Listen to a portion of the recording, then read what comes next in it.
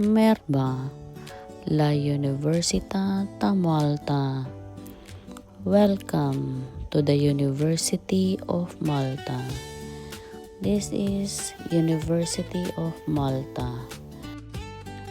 I just finished the course of Basic Medical Maltese for healthcare professions. So I am here today to get my certificate and I passed the course. So this is their photo booth with the hashtag Shine at So this is now my certificate and I passed the course. Yay! So this is their university photo booth. So yan guys, posing muna tayo dyan. So ito guys yung aking certificate and I passed the course. At okay lang naman, madali lang naman guys yung course. So yan guys sa office nila kung saan kukunin yung certificate. So picture muna tayo and then nagutom na kami ni Habi, nagpunta kami sa Republic.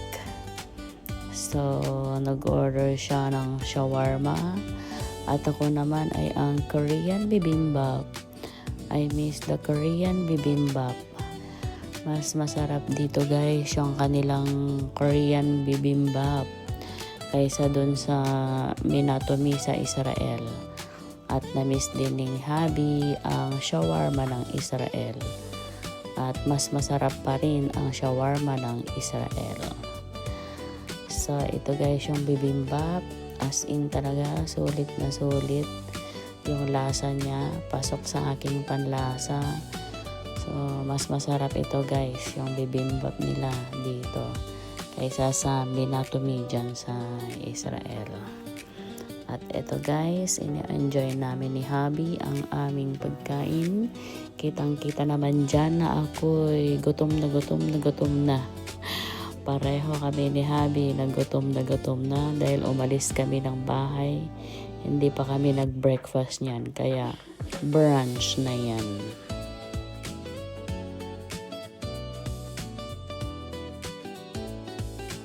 At yan guys, pagkatapos namin kumain, umuwi na agad kami ni Habi at meron pa akong pasok ng night shift. So yan guys, yung landmark ng Baleta, yung nakikita yung fountain dyan sa likod namin.